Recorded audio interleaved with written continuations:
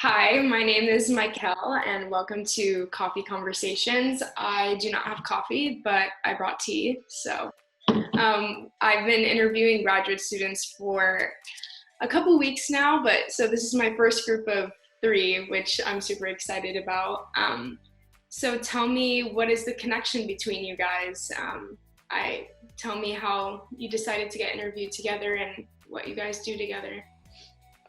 I guess I'll answer it. So Amanda reached out to us. So we're all international affairs graduate students in our first year. What's the part of international affairs that you guys are passionate about, or what concentration in specific do you guys find most interesting about it? So I'll sort of just, I guess, talk about how I got into it. As an undergrad, I went to FSU and I started off in criminology. I was really interested in social justice issues. And then I actually studied my freshman year abroad in Italy and Spain. Oh, wow. And that was an awesome, incredible experience. I really miss it. But just being abroad, I think I realized that I love just connecting with so many different types of people and learning about different cultures and different I've never really been a person that's been into one thing only. I've always loved to kind of dip my toes into different things. So I think I ended up switching my major to international affairs. And because I studied my freshman year abroad, I had a lot of credits. I ended up graduating a little bit earlier. So I was able to then apply for the master's program. And so I would say more generally, my concentration's in urban planning, so I'm pretty interested in economic development, and I also say like social justice. So I have like a lot of interests, but I feel like they overtwine, and international affairs is cool because you can concentrate in a lot of different things. We have religion, urban planning, public administration, economics. So it really gives you the opportunity to sort of take a lot of different classes and learn about a lot of different things, which is cool. So what's the difference between like the undergrad concentrations and the graduate ones? Because I'm actually just adding international affairs as a second major, and I see all the cool concentrations that they have, but does it go into specifics in the master's program? So like Amanda, I did my undergrad at FSU, and my concentration was religious studies. So I think you definitely get more of a wide variety in undergrad. For master's, I'm doing history.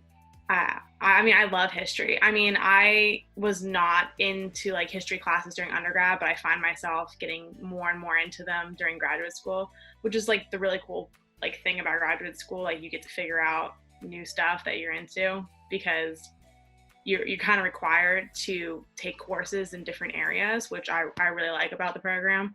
I personally prefer the history concentration than I did to the religious studies, but both really cool options. Just like kind of a way to dip your toe into like different areas of the study, because like international affairs is such like a broad spectrum of things. So it's cool. Like I enjoy my concentration quite a lot.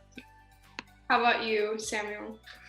So I did not go to FSU for undergrad. I went to UF for undergrad, and unlike Kathryn,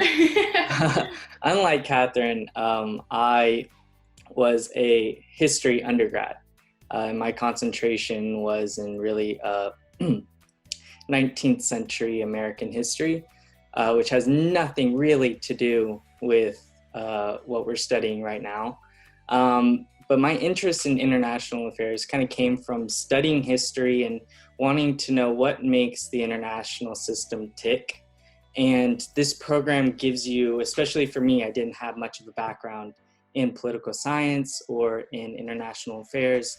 And they really give you the background, the theoretical background, and also the practical background you need to be able to apply that to whatever kind of professional track that you wanted, that you were interested in. So for me personally, I want to know more about international trade. So I'm taking a couple of trade courses. So it's really flexible and kind of allows you to do what you want based on your interest and based on what you want to do post-grad. That's really cool.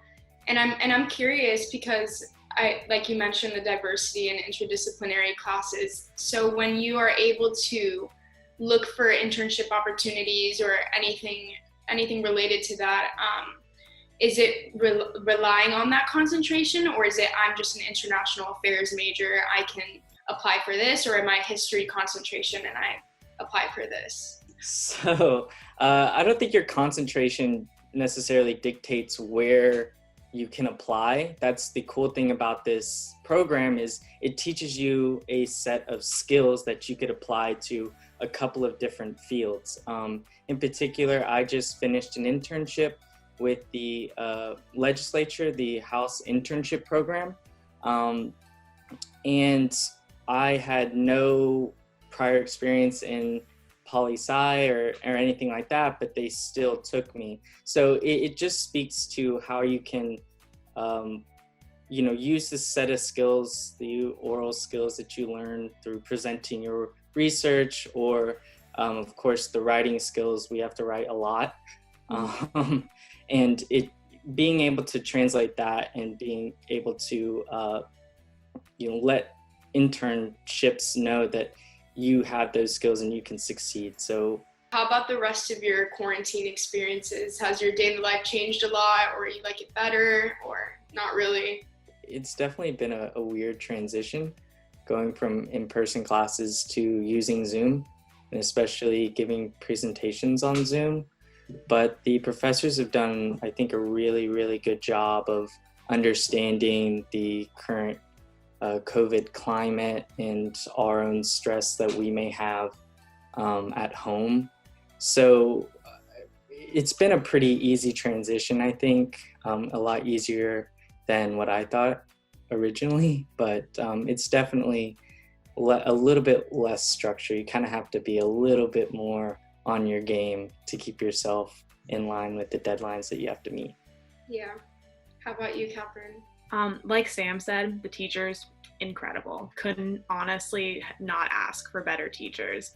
Not only that, but they're always so quick to assist us. Like when I email them about a question, like they are so quick to respond, offering, to do Zoom meetings, to talk over the phone, like whatever we need to do, like to help us. Like they've just been great. The end of the semester is mostly just like writing papers and studying at this point, so that necessarily hasn't changed, but losing motivation is definitely something that's hitting me hard right now. I don't know if that's due to quarantine and being stuck inside all day, or just end of the semester kind of feelings, but mostly it's been fine, not any huge changes school-wise at least. Have any of you picked up on something different that you never thought you would have picked up on now that you have extra time at the house, or any new discoveries, anything interesting, book reading, anything like that? So one sort of more random thing that I did is I painted my room since I came home. Yeah, I think something that I've recently started doing is trying to incorporate more just creativity into my breaks, because I think that in graduate school, the workload can really build up really quickly, and sometimes those breaks need to be, someone told me that break should be something that re-energize you to start up again. So I've just been trying to do more creative things, such as painting. So yeah, I painted my room, and I just got a piano. So I'm trying to teach myself how to play the piano, and hopefully after this ends, I really want to learn another language. So we'll see. It's been awesome talking to you guys. I really enjoyed the group of 3 because normally I just do one-on-one. So this is really cool. I hope you guys stay safe during this time, that everything resumes back to normal. We can all get back to our lives. So yeah, thank you for taking the time to chat with me. Thank you. You asked really great questions. Thank you. I hope you guys have an awesome rest of your day. That's great. Thanks. You too. Bye. Nice meeting you guys. Nice meeting you.